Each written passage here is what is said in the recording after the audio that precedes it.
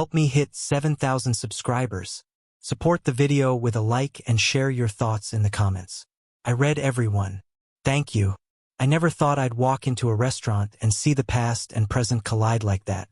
But life's funny, it doesn't ask for your permission before throwing a punch. It was a Friday evening, the kind of night when the air feels heavy with leftover heat and too many thoughts. My wife, Emily, had asked me to meet her for dinner near her office. She said her team was celebrating a promotion, her promotion. I was proud of her. She'd been working late for months, and I thought maybe this dinner was a chance to finally breathe together again. I reached early, as I always do. I don't like to keep people waiting. She texted, running 5 minutes late. Babe, already grabbed the corner table. I walked in and spotted her immediately.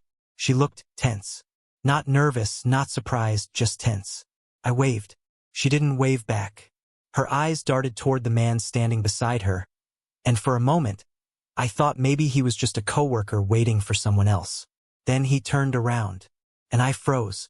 It wasn't just some random guy. It was Ryan Bennett, my ex-wife's ex-boss, and her rumored work friend back when things had started falling apart between us 3 years ago. He smirked when he saw me, not a friendly smile, a knowing one.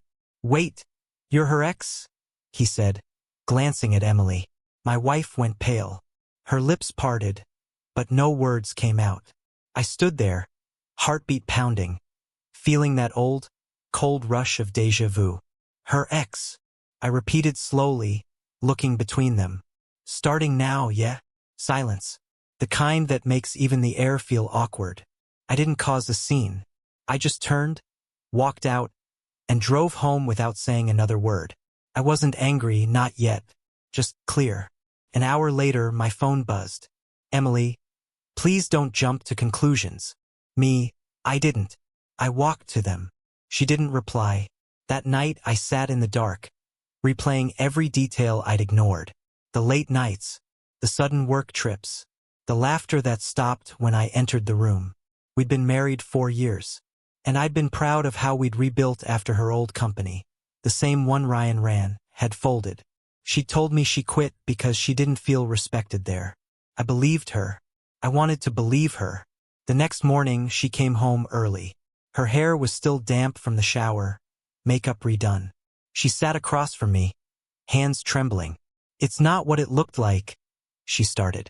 Then what did it look like, Emily? She swallowed hard. Ryan joined the new firm 2 months ago. I didn't tell you because I knew how it would sound. But he's just my boss now. That's it. Just your boss who recognized me instantly? I said. Who smirked like he knew something? Her eyes filled with tears. He's an idiot. He shouldn't have said that. Shouldn't have said what exactly? That I'm your ex? She looked away. That silence, it said everything. For a long moment, neither of us spoke. Then she whispered, You're overreacting. You always think the worst of people. I smiled, but it wasn't a kind smile. You mean I think the worst because I've seen the worst? She didn't answer. Over the next few days, we danced around each other like strangers sharing a kitchen. The smell of coffee, the sound of the kettle, the hum of the fridge. All reminders that routine can survive even when love doesn't. Every night she came home later. Every night she had a new excuse. Late meeting, client dinner, team drinks. And every time, I said the same thing. All right, but inside, something was shifting. Not anger, not jealousy, just distance, cold and heavy, like fog settling on a field after rain. One evening, her phone buzzed while she was in the shower. I didn't mean to look, but the name flashed across the screen in big bold letters. Ryan Bennett. The message preview read, You handled it well today. He didn't suspect a thing. When she came out, I didn't say a word. I just looked at her, towel in her hands, hair dripping onto her shoulders. She froze when she saw her phone in my hand. You read my messages? She asked. No, I said quietly, but I saw what you didn't hide. She stared at me for a moment, eyes wide, breathing uneven. Then she reached for the phone, but I didn't hand it to her. I don't know what you think you saw, she said, voice trembling. I think I saw enough, I replied. And I think I've been seeing it for months without realizing. She sighed, sitting down on the edge of the bed.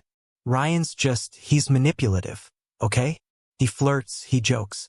That text doesn't mean anything. I nodded slowly. Then show me the rest of the messages. She hesitated. And in that hesitation, every ounce of doubt I'd been ignoring finally found its answer. I trusted you, I said quietly. Not because you never made mistakes, but because I believed you learned from them. Her eyes filled with tears again. You're twisting everything, David. David, that's me. I wish I could tell you I raised my voice, or that I slammed a door. But I didn't. I just sat there, calm in a way that scared even me. Do you remember what you told me the night you got that job? I asked. You said, this is my second chance to prove I'm not who I used to be. She pressed her lips together, silent. I guess we both learned something, I said. You learned how to hide better, and I learned how to listen for what isn't said. I stood up, grabbed my keys, and walked out. Not out of anger, out of clarity. For 3 days I didn't call, didn't text, didn't ask where she was. It's strange how peace can feel like punishment when you've lived in chaos long enough. On the 4th day, she showed up at my office. Hair pulled back, eyes tired, holding a small box. My things from the apartment. She placed it on the desk, but didn't sit. So that's it? You're just done. I was done the moment he recognized me, I said. I just didn't realize it until later. She swallowed hard. Nothing happened, David. Maybe not, I said. But everything did. She frowned. That doesn't even make sense. It does to me, I replied. Because I'm not ending this over a message or a dinner. I'm ending it because I saw you look at me like I was the one interrupting your world. Not the one you built it with. For a long time, she said nothing. Then she whispered, you always wanted to be the victim. I laughed, quietly. No, Emily. I just stopped volunteering to be the fool. She turned and left without another word. Weeks passed. Papers were filed. Mutual friends asked what happened, and I told them the truth. The short, simple version. We just stopped being on the same side. It's amazing how a single moment can show you the entire shape of a relationship. Not by what's said, but by what's revealed in silence. I moved into a small apartment on the west side of town. It wasn't much, but it was mine. No ghost conversations. No half-truths echoing in the walls. At night, I'd cook something simple, pour a drink, and sit by the window. I thought a lot about that smirk, Ryan's smirk, and how in 1 second it told me everything I needed to know about the person I'd been sleeping beside. Sometimes, closure doesn't come with shouting or proof. It comes when someone's expression finally matches the truth you've been avoiding. A month later, I ran into Ryan again, purely by chance at a networking event my company hosted. He saw me before I saw him. That same smirk flickered across his face. But this time I smiled back. How's Emily? He asked. Wouldn't know, I said. We don't report to each other anymore. He laughed, like it was all a joke. Guess things didn't work out? I met his eyes. Things worked out exactly how they were supposed to. He nodded slowly, realizing there was nothing left to dig at. I walked away before he could say anything else. That night, Emily texted me for the first time in weeks. You seemed different, happier. I stared at the message for a long time before replying.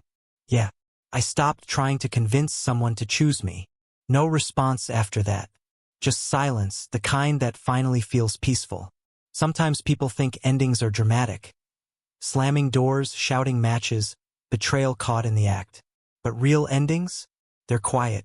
They happen the moment you stop needing someone to understand why they lost you. She once told me that strength was staying no matter how bad it got. I've learned that sometimes strength is walking away before you lose yourself completely.